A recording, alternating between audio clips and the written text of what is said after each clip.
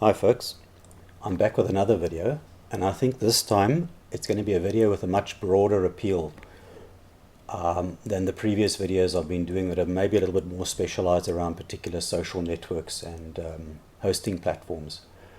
So this video is going to be about Elgg, E-L-G-G, and let's just maybe state right up front what it's about so you can decide if you want to watch the rest of the video or not. So what is it, and why would you be interested in it? It's a powerful open source social networking engine which provides a robust framework to build all kinds of social environments, from campus-wide social networks for a university, a school, or a college, or internal collaboration forum for your own organization, or even just for clients to collaborate with you in asking support questions, giving feedback, etc. It's also ideal for other organizations like community groups or volunteer organizations, which is the example that I'll be showing you just now from my own site. So why not just use Facebook or Google instead? Well, you could, but your data is sitting with another company in another country, and you'll always be at their mercy.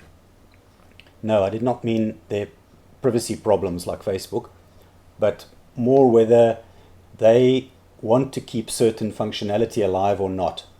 Just think about how many services Google has shut down in just the last few months. Apart from that, if you wanted to dig even deeper and modify or just tweak code, that is not possible with Facebook or Google services. In years gone by, to get this functionality in-house, we would have got someone to develop an intranet for us, and would have had to keep paying them for any changes on an ongoing basis. But it is important before you choose any product to just decide what basic functionality you actually need. For example, is it group discussions? Is it tagging of content to search for later? Is it event management? And even so, what would you need from event management? Do you need to share bookmarks, upload files, etc.? This will help you tick the boxes for any suitable product without either forcing something in that won't do the job or otherwise getting sidetracked by a wonderful feature list that products show you. With an open source solution like this, you have the option to install and host it yourself, or you could buy a hosted service that does this for you. You're then paying for the hosting service, not the product. But before you do the latter, let me tell you how easy it is to set up and use. In my own case, I have a virtual server that I already pay for, and on it I have Softaculous script installer running. All I did was set a domain URL with SSL encryption, and then I clicked the button to install Elgg. This part probably took me 10 or 15 minutes only. This is also much the same for any cPanel hosting service that also includes Softaculous scripts. The remaining 2 or 3 hours was lots of fun exploring the settings and the plugins and putting some content into it. So yes, a key consideration is, do you have a server available yourself or even a Raspberry Pi to run it on that will be accessible from the internet? Or will you have a simple hosting service like I use for around $10 per month? Or do you go and get a paid hosting service?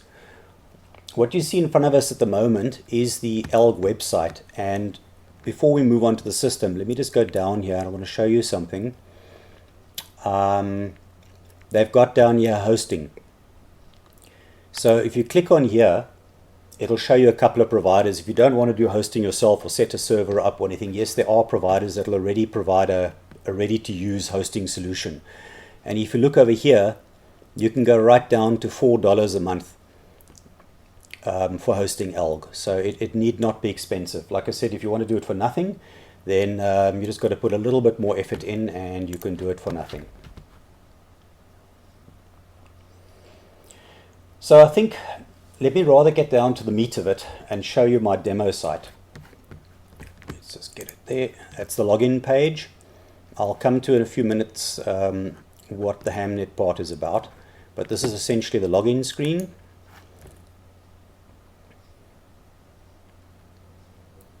This is what you see when you log in, but I'll come back to that screen. Let's just go and stand still on the dashboard for a few seconds. This site is just a demo, so any information you're seeing here is not operational and not revealing anything, which is also why I'm not going to open some of the actual documents because it was a demonstration put together. The context, though, just so you know what it is about, is that Hamnet is an emergency communications organization that is run by volunteer amateur radio operators for organizing in times of disasters and major public events. The collaboration platform here is not intended for actual operations. It's just for the ongoing pre-planning. We have other systems that work completely without any internet or any cellular communications, which is actually used for operations in the field. So with that out of the way, the needs that we were looking for largely, and these are the sort of questions you need to go through yourself to ask, what is your organization actually looking for out of a collaboration platform? We were looking for something that was a members-only portal, so not a public platform, where we could share trusted and internal and private documents. Yes, Elgg can handle a mixture of private, but also some information made publicly available as well. So it's up to you to decide if you want parts of your portal to be open or completely closed. In this case, we went completely closed. You have to log in other words, to access it or see anything. Then we were also looking for group collaboration per upcoming planned operations where we could communicate with just those involved. They, in other words, subscribe to that group, where files could be shared, threaded discussions happen, updated instructions are sent out, bookmarks to external material that is relevant, group polls if anything needs to be voted on. So people subscribing to that group are going to get notifications. Those that are not involved in that operation can go in and have a look if they want, but they're not going to be getting notifications and they won't be listed as one of the members for that particular operation. The other thing we were looking for was also an events calendar. We have various planned events, and so that these we can indicate on a calendar. Important for us, though, for any event is also to check on certain capacity and capabilities for the volunteers. So we need to ask them certain questions before they actually accept or before we select which of the volunteers are going to participate. Elgg happened to do this very well. We could also limit the numbers to the amounts that we need. So for many operations, we may just want 18 volunteers. Then we've got an indication as well, 15 out of 18 have accepted. We're still looking for another 3, or we oversubscribed. Interesting enough, I think Elgg also allows for you to go on a waiting list, so you can have people queued up as well if necessary. Then we also wanted to keep a central reference list of key procedures and documents to be able to run, and then also to be able to run a voting poll across all members, post news to all members, and run ad hoc discussions as well.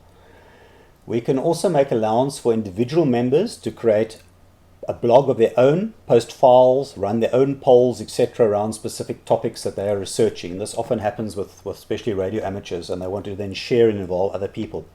For example, we are doing one at the moment around the use of APRS for tracking during operations. So I've got an example there just of a quick forum that I've set up for that as well.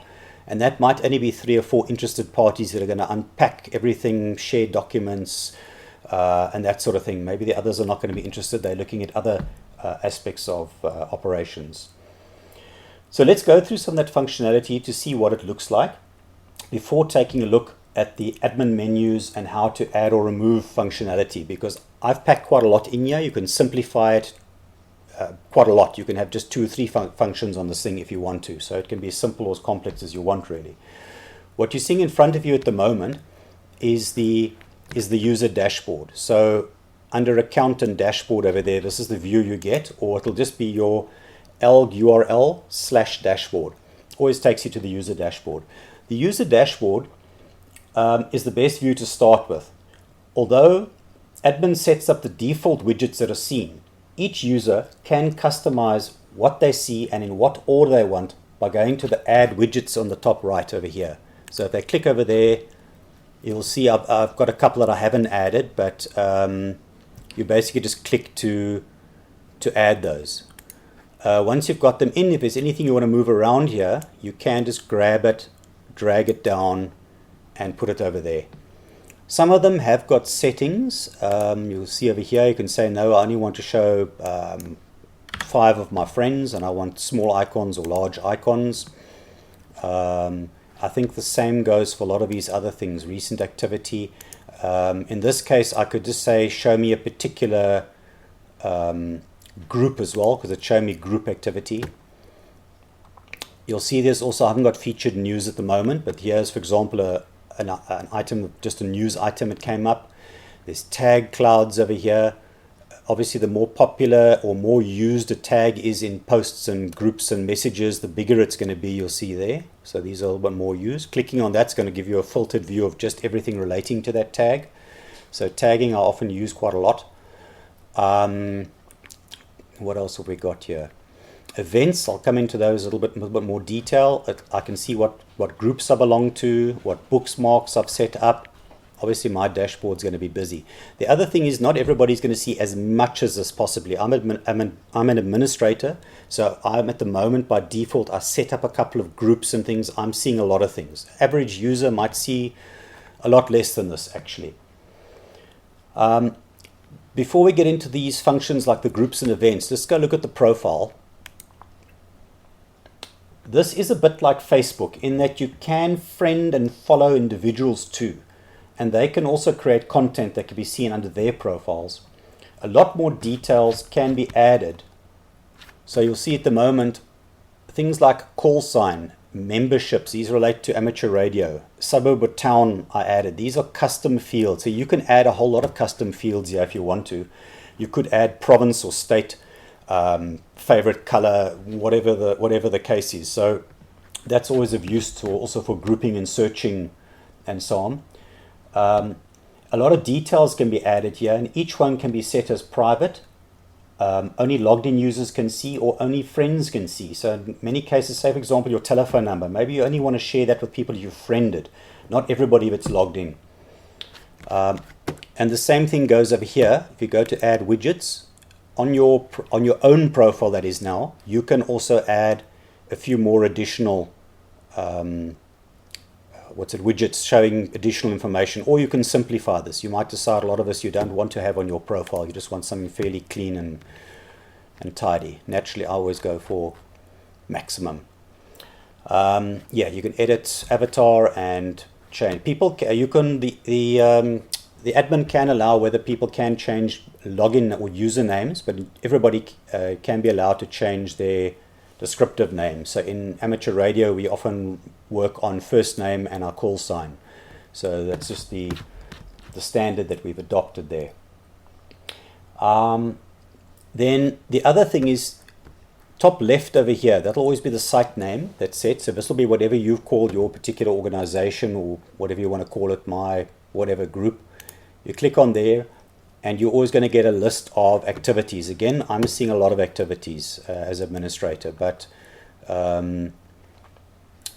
average users will probably see a lot less. It's just useful to see what has this recently happened since I last logged in. Then, yeah, so always consider whether something is a group or a specific post or topic, because in many cases, depending on where you post something and what visibility you give it, it's going to be visible to everybody. So if necessary, if you are posting things in a group that's relevant only to the group, set the visibility for only this group. Otherwise, things are going to appear in this activity list all over the place for people that aren't even a member of that group. Obviously, things that are of general reference or use that everybody needs to see, you're going to set for more open access by its nature, I think. Okay, so let's just go on to groups then. I've got 3 groups set up at the moment.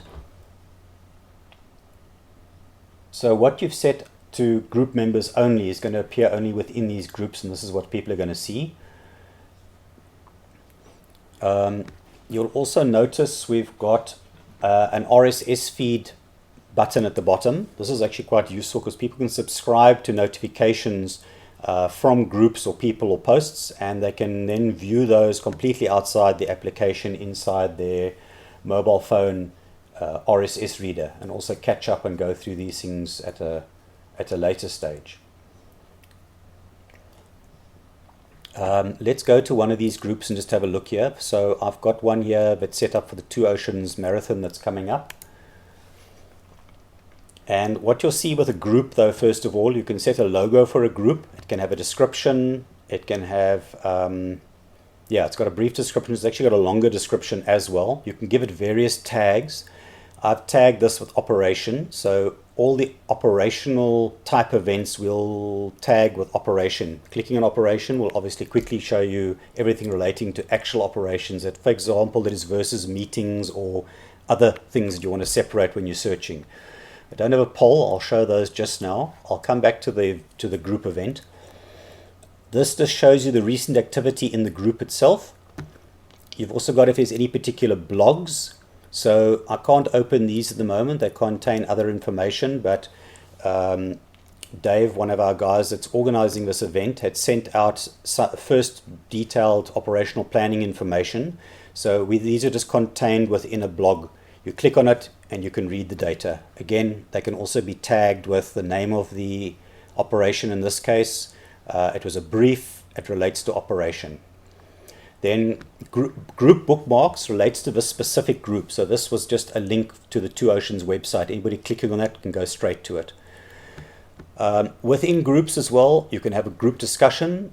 And let's have a look there. So there's only one item in the group discussion at the moment. I'd started something saying what to take with. So I've listed a whole bunch of things suggested people must just remember to bring with. Others can now comment and add to it, or have a general discussion around that particular item. You'll see also there are breadcrumbs here. So to get back quickly to the group itself, you can just click over there on the Two Oceans Marathon. So let's have a look. That was group discussions. Group files. This is if there's any. So what we would use over here would be GPS tracks, routes, and other things that are specific to this particular operation or this group. If we upload it, it'll just be visible inside this group and not everywhere. Group news, same thing. If it's news that just relates to this group, these people will get notified of it. And then group pages. I'll show a page a bit later. Page is more like a static web page where you can insert graphics and various other things of a more of a static nature, really. So let's just have a look. Okay, the events part I just wanted to show. So this is an event that relates again to this specific group. It's the Two Oceans Marathon operation. You can click now here to say whether you are attending or whether you want to just register interest. So in my case, I want to click attending, because what I want to show you here is for this operation already, we'd sent out an email with 4 questions we needed everybody to answer. Those that were interested, please answer the following 4 questions. Now, Elgg is actually able to automate that for you. They can actually take it even further to add certain things relating to programs and parts of programs. I haven't played with that very much, but for us, the questions was the interesting part. So I'm going to say, yep, I'm going to attend. And you'll see here come the questions. So your preferred activity type was one of them. So for us, this is for our operations, it's typically, do you want to work at the Joint Operations Center? Do you want to be a rover? Do you want to be a sweeper? Do you want to travel with marshals? So if there's any specific preference you got, you could say. I was going to say here, none. So I don't mind, give me any job. Do you have a working APRS tracker in your vehicle? Yes or no? So again, it improves accuracy. Yes, I do have. What is your shirt size? Again, accuracy. What is your shirt size? I'm going to say, oh, no, mine's not large. Mine's medium. And please just confirm your current cell phone number. So I'm just going to put in, that's an arbitrary number, by the way. Don't call me. And I'll say register. And it says they are successfully completed. I'm now attending. I can continue to the event itself. Okay, this event, when it was booked as well, it was booked with a location. In this case, it's actually the operations center. But from here, if it was a particular place, I can click there to plan my route. I can also add it to my calendar, Google, iCal, Outlook, Hotmail, or Yahoo Calendar. I can, of course, pull out of it if I need to. You'll see there we need actually 18 operators for this event, and now there are 17 out of 18 left. I've answered all those questions. If there were any particular files, there's also things that I can upload here to the event, but we will obviously be populating this with route maps and other things as we go. I'll be able to see who the other attendees are, download a list of them, and I can also start making comments about the event here as well. And of course I can bookmark the page at the bottom. Just as a matter of interest, I was going to cover this a bit later, but while I'm here, report this. Because we're friending people and following people, and I've got lots of people commenting, anything of a social type network, it's always important to have a report this type functionality. So this is going to go, then you type wire and so on and say, actually, you know what, let me report this thing, it's not operational. Don't like the event. Or the person, or whatever the case is. Because I'm going to come back to that just now when we go to the admin side. Let's just have a look. Okay, so that's basically the event.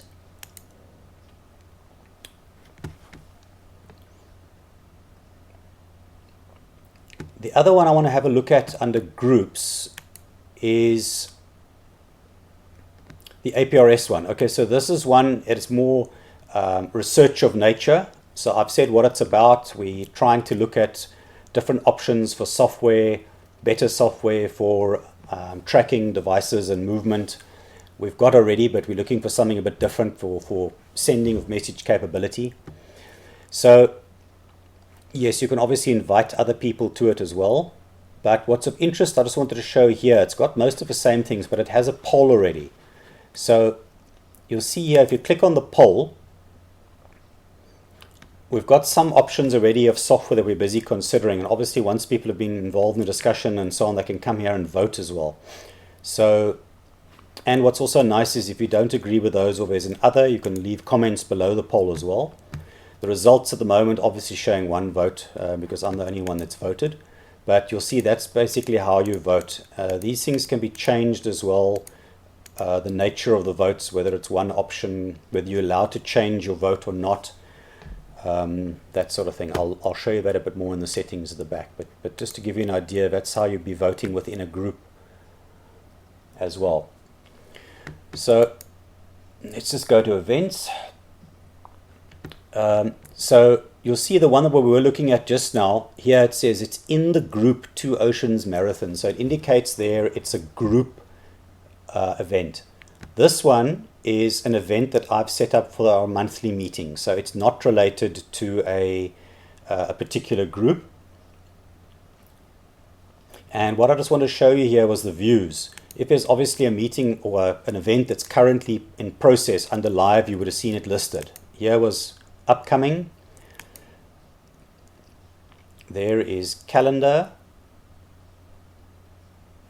And you can set here monthly or weekly view. That's when the monthly meeting is coming up. On the map, obviously if you had events spread out at different places and so on, you would be seeing your location of your different events all over the place. You can also see what events you've said you're going to be attending as well, and this will relate to any events that I've actually set up. I can maybe just give you an idea of what booking a new event looks like. You've got your title, got a start and end time, profile, short, longer description, tags. You can upload file. This is the icon for the event. I've already set a couple of standard, how can I say, types of events, so people can just choose from that, or they can choose nothing there. You can allow comments or disallow. Who can see it? Is it private? In other words, no one, but pointless that though. Friends or logged in users. You can then choose location. You can type it out over there. If you click over here, you can choose it from a OpenStreetMaps map. I've noticed with this, by the way, you seem to have to type the address in over here and then it sort of finds it. It's not click and find. I had a bit of a problem. It's also Google's Maps version, and although I put my API in, it wasn't working quite 100%, so I don't know exactly what was wrong there. Your contact details for the organizer, and here's this is the other information you can have around registration. Is there a fee? What's the maximum number of attendees? Here you can also indicate whether there's a specified day program, and then of course you've got to complete that and enter it as well. Attendees need to specify a personal day program, so that's choices of program, or answer additional questions. So if I tick this, you'll see down here, you've got to go and put the questions in. Notify me when someone signs up, and display or don't display the attendees. And you can also put an end date in for registration. If I click this over here, it basically disables it immediately for new registration. So the questions, you'll see here, you'll just type in the question, but these are the field options you've got. Either just a text field, like typing, a text area, which is more like a bigger box to type more information, a drop down, or radio buttons. If you chose drop down, you put those comma separated options in there, and the same goes for the radio button. So that's basically an event. So you'll see no coding at the moment, nothing too difficult. So let's go over to files. Files, again, here you're going to see this is sort of more global file that I entered, and some of these files are going to be relating, like here, to the 99er cycle tour. 99er cycle tour. Here were some of our route maps and KML maps. There's minutes for a meeting. This is basically a list of all files that have been uploaded. Again, there are tags, so you can search or filter by tag. You'll see I've also liked something over here as well. You can like, and you can also comment. Here it shows you on the right, relating to each file, what is the latest comment on a particular file that was uploaded or shared. So remember, you can also collaborate around, it's not really an ECM system, but for files that are uploaded, it could even be policy documents or procedures for an organization. People can have a comment and discussion about it over there as well. So yeah, that's basically files. Bookmarks is basically just pointing to any, if you use a URL for an internal address, you could point to something on the site. These ones are external addresses. There's one to my amateur radio page, to my open source software site. You can see you can put descriptions there with it. You can tag it again. And there it shows you the visibility. Logged in users. I think most of these are logged in users. Some of them for groups might be groups only. But that's basically how you will upload and share, upload over there, upload and share files. Sorry, bookmarks, polls. This is basically showing you open polls at the moment, whether it was mine, all, or just polls that my friends are running. So people can also run their own individual polls to check, amongst their friends for something as well.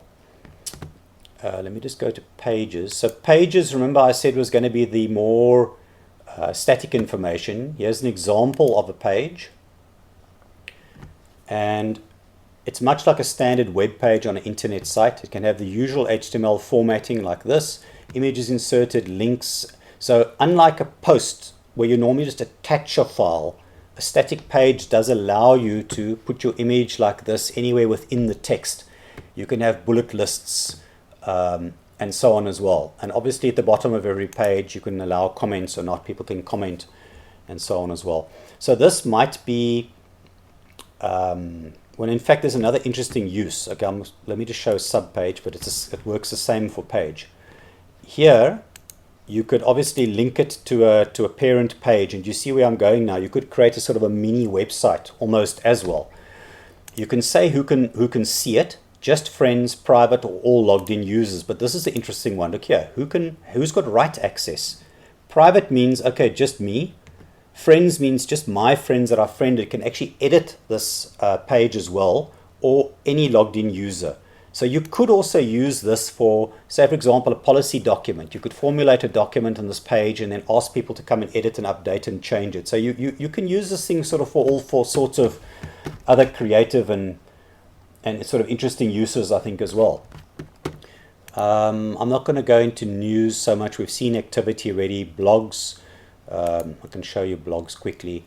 Basically, a blog is going to be sort of updates, diary entries, updates by each person as well. That can be done within a group, or they can be done just on a private profile. So in my case, I had posted a couple of blog entries for people following me where I will explain about maybe how you can use group notifications. And then I went and inserted the image and everything as well there. So, there's a lot of flexibility. The Wire, I can just quickly talk about. The Wire is sort of like a Twitter service. Here's the description. It's a Twitter-style microblogging plugin that allows users to post notes to The Wire, up to either, I think, 120 or 250 characters. I've set it for 250. But this will be just like a Twitter, sort of a built-in Twitter service within Elgg. You don't have to have it. You can disable this completely as well. It can get a bit too busy sometimes, but just showing you that there's too many options. Let's go to search though quickly and have a look here. So you saw already there's lots of different posts, entries and information. There are tags as well on some of them. But have a look here. If we say now I want to search, say, for APRS. The thing we notice now here is, well, let's just look on the right-hand side. It's basically showing us, out of all the types of things on the site, there's a mention of APRS once in a group, 2 bookmarks, 4 comments, 1 discussion topic, no events, 1 poll. So it's just giving you a summary, and you can click on those just to go there. Here, it is giving you a breakdown under comments, under which comments do they appear, and there's another 2 over there. Bookmarks, 2, discussion topics, poll, and the group. And then obviously from here you can jump straight in and go and see it. So just to show you, the search is quite powerful. Use the tags. The more content and stuff you build up, the better and the more useful the search function is. So let's look quickly at the inbox before I go into settings. So the inbox is basically private messaging, not really email. But what it'll also do is, if you've set up notifications and you've asked for it to send you emails to notify you, these things will also be sent to you in emails, as will be done if new things are posted in your groups you're watching or whatever the case is. But you can send private messages to and from different people. So yeah, that's just inbox messaging. So I think the interesting part that is just showing you sort of a brief overview of what our site looks like, but I'm going to dive a bit more now into sort of the settings side of things, and then we'll go on to the administration side as well. So now's a good time to take a break if you want to and come back. So welcome back. So here under account, let's go and look at settings. We've already looked at dashboard and profile. So this is the user settings. And this is where, if they're allowed to, the person can change their username, but they can normally change their display name, change their password, that sort of thing. They can go here to edit their avatar picture. They can edit their profile over there as well. And remember what I said about the profile? That'll be things like the custom fields and other things that we'd set up. Then the other thing that's interesting, okay, you can obviously look at your account stats as well if you want to see how busy you've been and what you've been doing and so on. But the other thing here is notifications. So this is where you're going to say to it, yes, send me an email by default for actions performed on my content or other updates from the site. Or no, I don't want email, I just want to have site notifications. Setting for new users that add you as friends, I don't want any notifications, or I just want a site notification. So you've got a fair bit of control over here. Then you can also, on a per user or per friends basis, you can set up, so I can stalk this guy and say, yes, I want email whenever he creates or posts something. Under group notifications, same thing. Whatever groups that you've joined or subscribed to, you can still be a member of this group, but you could turn off, for example, I don't want email notifications, or I just want site notifications. There's also a place in the admin side where by default I make sure that this is activated when people join groups by default. They can always untick it if they don't want it. Another interesting thing is tag notifications. So you can also, it says here, you can configure the tags you wish to monitor and if and how you'll be notified when new content is created with one of these tags. So it could be that you want to know the moment anybody tags something with policy or alert or whatever the case might be. So you will create tags and say what sort of alerts you actually want. So quite useful keeping our eye on anybody that starts a discussion or something around something. So again, like I said, use the tags. Tags are immensely valuable. Okay, the other part is we're going to now go into the administration side. So this is going to be the administrator view that the standard user is not going to see. The first thing you're going to see here is the dashboard view. So this is the overview the administrator sees, obviously with key information that an administrator needs to know. Once again, you can add additional widgets here. If you want to, you can move these widgets around up or down and so on. So typically we've got who's online at the moment, who are the newest users. You remember I reported that one thing? So there is the report that comes up very clearly here. There's reported content. So I can archive that report. It says there what the comment is. I didn't like the event, or I can delete the report. Let me delete that report. I could have banned users. This is just to flush the caches of the server. So this is typically if you've updated or changed things, you might just want to flush it if people are saying they're not seeing the changes or not seeing anything. It gives you a summary again of your total content, how your site is developing, what is busy growing and so on at the moment. So yeah, that's the dashboard view. Now, the exciting part. So I've talked a bit about some of these other things that we saw earlier on, groups, events, etc. All of those things are determined by the plugins that you activate or don't activate. So let's jump into plugins.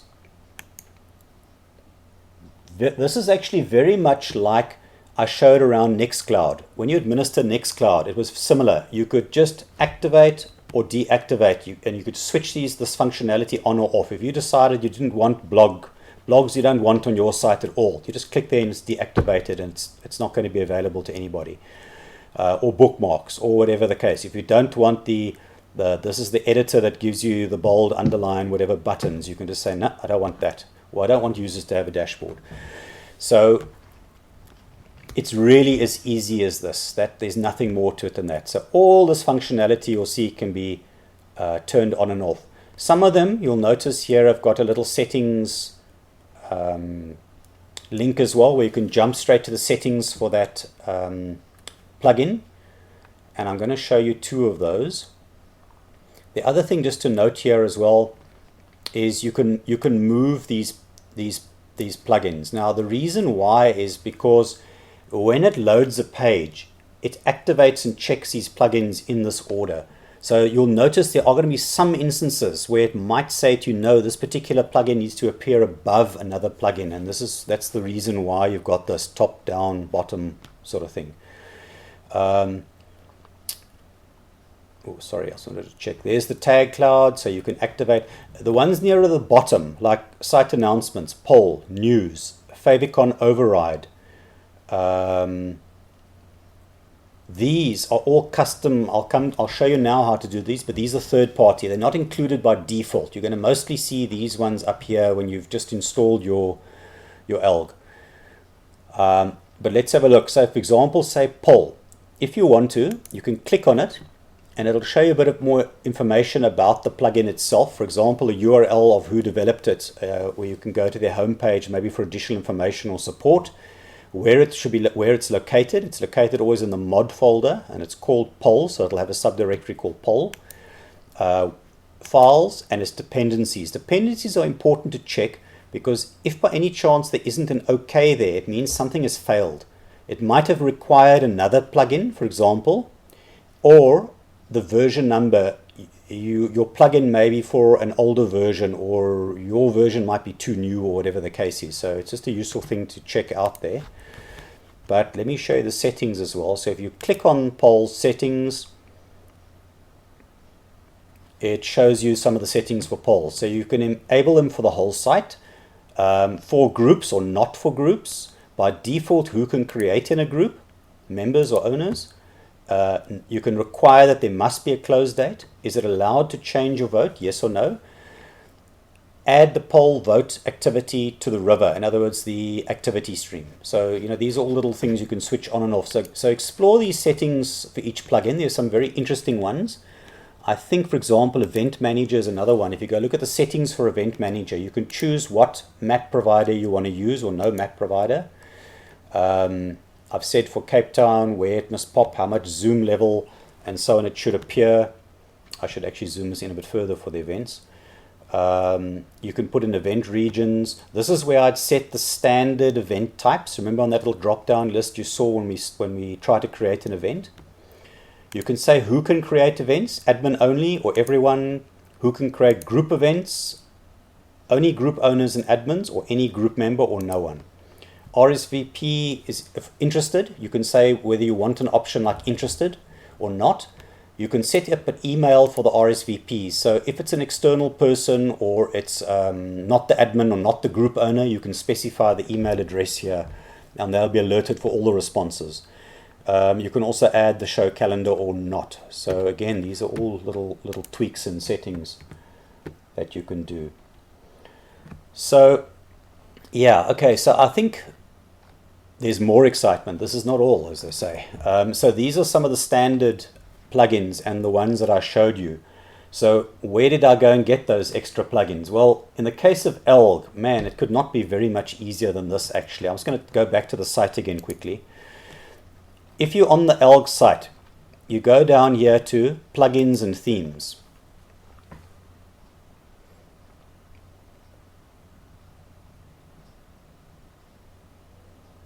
And we wait, and we wait. Come on. Okay, so it's got some filters at the top here. So important often is your version of Elgg. I'm on 3.2.4, I think it was. So typically I'll say, well, give me 3. 3 will be fine. You can move around with a bit, but I wouldn't, if you're on 3, for example, go and install or try and install version 2 plugins. So in my case, I said, okay, just give me 3. You can put in some text if you're looking for something specific. So in this case, I'm saying, well, show me polls relating to questions. And you can say just with a screenshot, yes or no, and then you can search. In this case, there's 1. If I go to questions, you'll see there it gives me options to download. And they've got ones for each, for various of a different version. So in my case, I'll take 3.0 because it's the newest version for the version 3s of Elgg, but there are older versions as well. And all you do basically is click that to download it. You download it to your hard drive.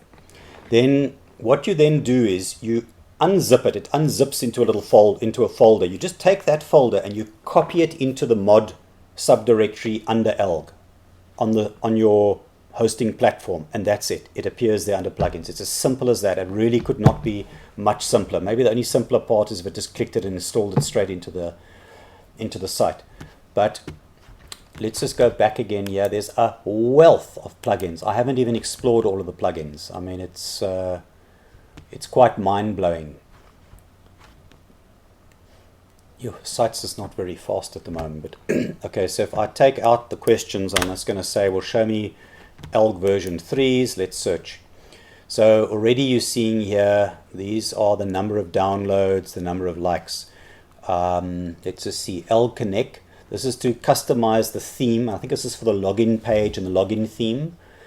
Let me see what else we've got. Instagram feeds, adds a UI for Instagram, UI for check-ins, Wire to add rich content, forms, Elasticsearch. Let's see, profiles sync to a data source externally. Quite a few of these are custom, but a lot of them are very good for general use. Twitter and Facebook cross-posting for the wires. In other words, if somebody put a wire entry, they can opt to have it push out to Facebook or to their Twitter account. Privacy notifications, big avatars, there's questions, there's polls, discussion tools, there's additional admin tools. What else have we got? Advanced search. Imgur is that images site on the internet. Let's see, CSV exporter, tag tools. I think I'm using that one. A news plugin, that one I was using already. Let's see, newsletters, more advanced notifications, advanced statistics. Let's see what else here. Well, I suppose we could go on forever. Blog tools, group tools. There's Event Manager. You see Event Manager was also an add-on that I actually put in, a menu builder, HTML, mail handler. So yeah, you can go on and on and on there actually, but just to show you it's not actually too difficult. If you refresh this page, your new plugin will appear at the bottom there. So yeah, there's that. So going back to the site, let's just have a look at a few options here that these are the admin's menu options here. So under users, you're going to be able to look at who's online, who are administrators, the newest. You can add users, hard add them there with a password and just send it to them to log in. Who's not validated? I've said I have to validate all users. You can list who's inactive, who hasn't logged in or worked for a while. You've got various utilities as well here, like reported content, a whole page view to go look at, a log browser. You can manage updates to the site. Here you can go and make announcements. This is an extra functionality that I added, but you can make announcements to people as they log in and then determine how long those announcements will be valid for, just 2 or 3 days, or what day they expire, or whether they're permanent. That's where you'll manage upgrades. And then I can just show you the site settings quickly. This is where you name the site, the Hamnet Western Cape, or whatever the name of your organization is. You can give it a bit of a short description. These are things that people are going to see from the public before they log in. So yeah, you can say what the intention of a site is or why they can't log in or whatever the case is. Language. I've switched off allowing visitors to register, so they won't see any register button. New users require a manual validation. I actually don't need that because I haven't allowed register. Notify administrators of pending validations. Allow them to change their username or not. Just that this can have a problem sometimes because it links to lots of things. You've got a couple of other things here you can set for caching, compressing JavaScript. This is all was by default at the moment recommended. I've left it as is. Oh, I haven't actually, but let me read that first before I do it. Restrict pages to login users is quite a key one because I have restricted it. It doesn't allow the themes thing to work then, I've noticed. But if I click this off, it's going to mean people can then share things as public as well. So if a member of the public then goes to the site, before you log in, you'll actually see certain things like public pages, public bookmarks, public whatever has been marked as public or hasn't been restricted. So be careful with that because it does mean you need to go through your site fairly carefully as well and just check what is public facing. There's default access permissions for logged in. Allow users to set defaults for access. You can set a few things for debugging or logging. You can remove the Elgg branding if you want to, and you can disable RSS feeds as well if you want to. But I'm a lover of RSS feeds, so I leave RSS feeds. On the security settings, you've got certain hardening here that you can enable. Just be careful with some of these because what you'll often find is you can actually end up breaking your site. So before you play with these settings, just make sure you've done a backup because if you've really got problems, you could just restore the whole site. There's nothing worse than fiddling and playing and thinking, damn, I just wish I'd actually done a backup before I did that and now I can't get into my site anymore. Here you can set the requirements for passwords, how long they must be, lengths, what type of characters, that sort of thing. You can set notification settings. You can reset your secret token for the site. Then on the plugins, I'm not going to go through them again, but these are the various plugins. We've already gone into poll and into, events. But these are it's a quick menu to show you the plugins that have got settings that you can fiddle around and change. Tags. This part is fine, but rules is quite interesting. You can set a rule on that if a certain tag is set. Oops, let me just quickly check here again. If it matches a particular tag, you can get it to make changes or to correct the tag. So it can be, say, that people also mistype things. You can set the mistyped word there and you can say replace it to this tag. Or if you're going to delete it, it's going to be more like something tags you don't want on the site. And you can just get it get it to notify you about that. So it's quite interesting. Then more under the utility side, site pages is the public facing pages people see before they've logged in. So typically if they came to my Elgg site, you'll see at the bottom there's a link saying about, terms and privacy. And this is actually where you type that in and you save it. Oh, sorry, yeah, security. Okay, on the security side, I think we've done security already, sorry, but what I didn't show you was the information. There is a couple of little check things here. So if you're not a, how can I say, a technical administrator, you can at least see that it's got a couple of basic checks, and it's saying, so for example, this here, it says that it's recommended that you install Elgg in a folder that isn't writable by your web server. You can then go and search and see how to fix it up. But it's a nice little checklist there, just to make sure that you, you know, if there's anything that's missing on your site. I just want to check, there was something else I wanted to show you, was edit the profile fields. Okay, so those custom fields I showed you earlier on, this is where I went and added them. It was under configure, utilities, edit profile fields.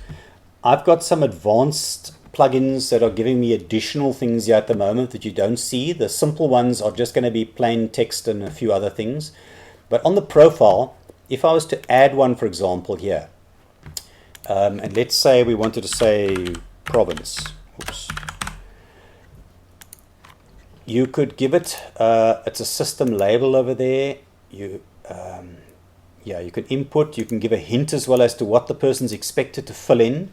You can give it a default placeholder. So if by default most of us are going to be Western Cape, it will already be pre-filled with Western Cape. Person must either just carry on and leave it, or they must delete that and type the other province that they need to enter. Then the field type, you've got quite a lot of options here. That's a short text, which is, I'm not sure how long it is. It might be 15 or so characters, or is there a setting? No, there isn't. A large text area is going to be a box of text where you can wrap around and type a whole lot of information. So this might be about me, and then the person can put a whole lot of information. You could add tags if you wanted to. You'll see for some of them, you are going to have options. So tags, if I was to say, I want a person to choose from 5 or 6 tags, I would have said tags, and I would have typed tag 1, comma, tag 2, comma, tag 3, comma, and then they would have to select from that there.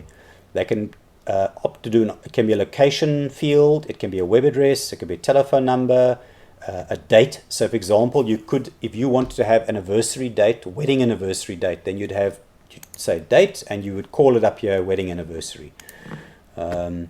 You've got drop down menus, and again you'd put the options in there. The same for radio. There's multi-select. So multi-select, you'd have your options in here, but a person would be able to choose more than one, 3 or 4 or 5, or all that apply. A rating, I'm not actually sure what Twitter and Facebook, Twitter and Facebook would be probably just the person's Twitter address and Facebook, and I would imagine because it's specific, if you click on it, it would take you to their page, and LinkedIn as well. So you've got that. You can then say it should show on the registration form. It's a mandatory one, or no, it's not a mandatory one. The user can edit this field later. Yes or no. It should show on the profile. Remember, I didn't actually show you, but on the profile, the person can actually also set which of these they want to be visible to friends, to nobody, or to everybody. So this is just a default setting. Show on profile as tags. I've actually set most of them. That's why they showed up as little tags there. Has a blank option, and it can be an admin only field. In other words, I set it afterwards or allocate it for whatever reason, and it's not something that the user can edit or change or whatever the case is there. So yeah, that's profile fields. You can, I don't know if I saw there, but there is also things like colors and various other options as well. Then the same goes for group fields. I haven't changed these very much, but you can have things specific to groups as well. And yeah, this is just for account registration. So you've got a good couple of options there. I'm just going to check, where are we now? We are down here somewhere. Okay, I've done the profile fields, And then the only other thing I really want to sort of show, I suppose, is there is some. Oh, let me just check. Yeah, you can turn your site on and off into maintenance mode if you don't want people log in and working on the site while you're busy doing something, especially if you're going to do upgrades. Yeah, this is where you would set the default widgets for people's profiles. We've done this already. These are menu items. You can just say what must appear on the menu or not, and it's as simple as just choosing it like that. You can also put custom menu entries in that if a person clicks it, it will go straight to a URL on the site or even outside the site. Then we're getting near the end now. So information is just basically server information. Again, it's ticking things like the PHP version, what have you got enabled. Certain of these things it does need, so it will show a cross there to say it's not enabled. You might have to do it. Access rewrite rules, server type, PHP, the location on the server, and certain of the maxes and minimums that you've set. Security information. This is interesting. It also does, I think we saw some of this earlier, but this is the checklist again of some of those security settings, just to confirm what have you got and what's missing there. Performance, I haven't got all my caching and stuff properly set up, but again, it's telling me, these are things you should go look at to improve as well. And then the stats we did see a bit earlier on as well. How many you've banned, how big your site is growing, and so on. And that actually covers most of it then, really. I could just say, when you're in the admin view, it does also show you're in admin view over here, and it shows you the version number of your site. It's not actually the latest version because it's already on 3.3, but I am dependent on my script updater from Staftaculous. And if you want to get back to your site, you click over there, view site again.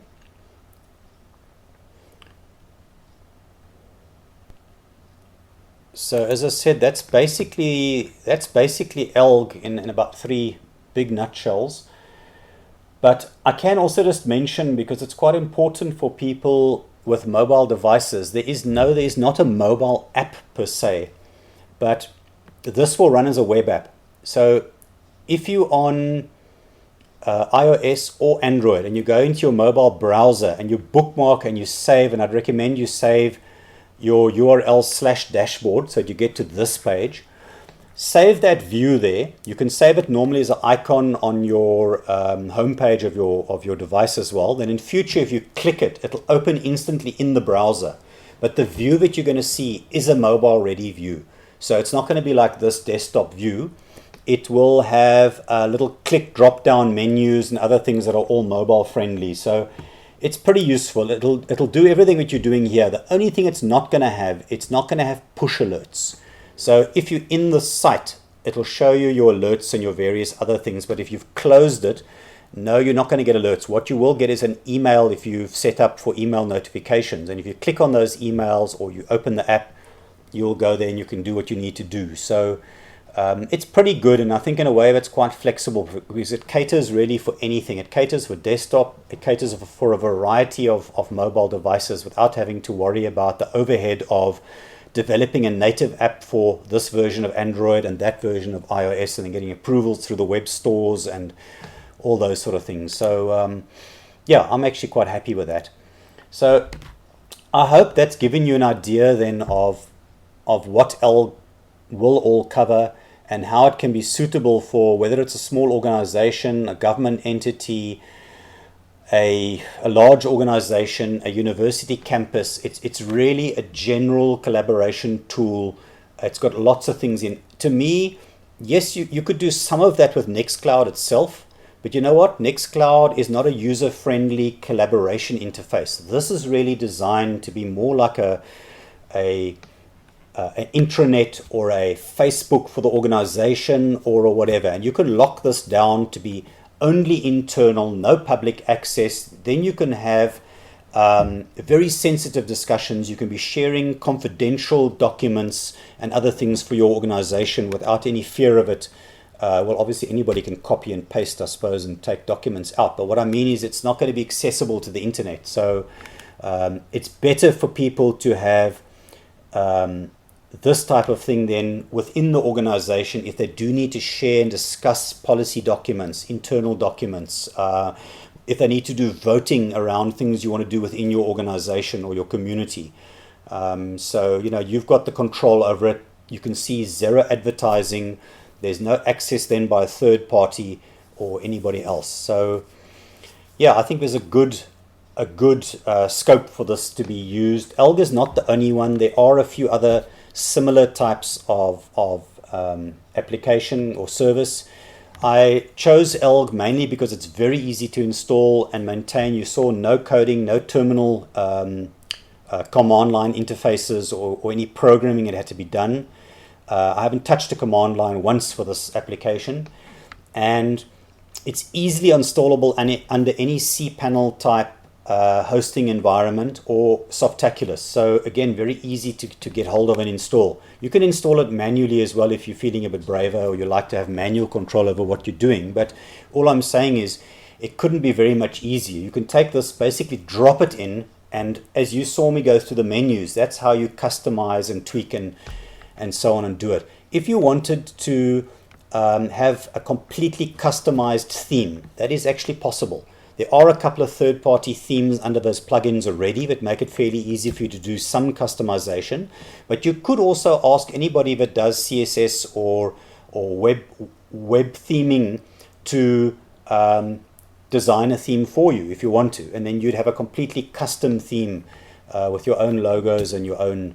There is, to a certain extent, some that you can do without having to do that, but I'm just saying all of that's possible. Remember, it's open source, so you can even go to a deeper level and tweak and change if you really want to. But I hope that helps people if they're looking for this type of application. And even if it hasn't, maybe it whets your appetite to say, you know what, hang, there are other things out there. There are things like this available.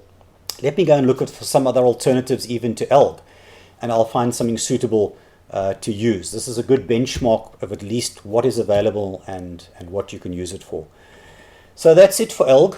I've got nothing next lined up for the next video specifically at this stage. It's just whatever catches my fancy and what I'm going to be busy with. So maybe over the next couple of days I'll find something else interesting, and then I'll do another video. But yeah, if you want to, you can subscribe. I hate saying that, everybody says it, but my videos are not going to be necessarily every week or every few days. So if you do, you will obviously get a notification. But otherwise, just follow my blogs on my website and you'll be notified if I do post something. Anyway, enjoy the rest of your day or your evening or your morning, wherever you are. And I'll see you again. Thanks for watching.